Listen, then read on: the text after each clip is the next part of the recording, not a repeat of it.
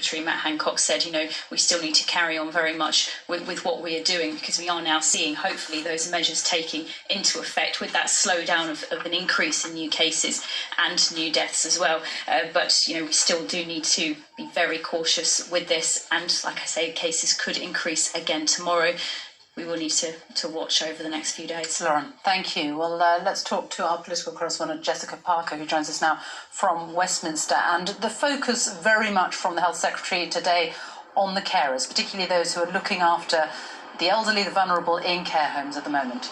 Yeah, and that comes, of course, after some criticism, including from those within the sector, saying that they feel left behind compared to perhaps NHS workers, both in terms of the number of tests being administered and made available to people working the front line of social care, also residents as well, but also personal protective equipment, those crucial masks, gloves and gowns that people need in order to keep themselves safe and give themselves the best chance of not catching the virus while potentially helping and caring for those with the virus. So that was quite interesting.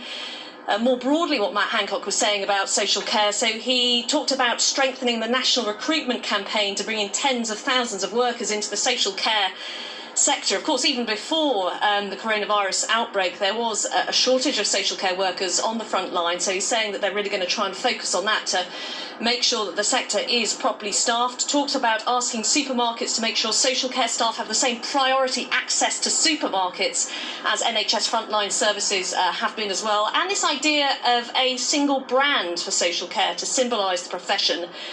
He talked about a badge of honour for social care workers. I think what he's trying to do is create that sense of togetherness within the social care sector. It is a more disparate, fragmented sector than the NHS, of course, run by private care homes. Of course, there's council involvement as well, but it is a more disparate sector. So trying to create that sense of togetherness, trying to send the message that the government is aware of the problems, the challenges they're facing on the front line, and is doing its best to make sure that those social care workers do get the personal protective equipment they need, that those people living in care homes aren't being cared for properly as well. But I noticed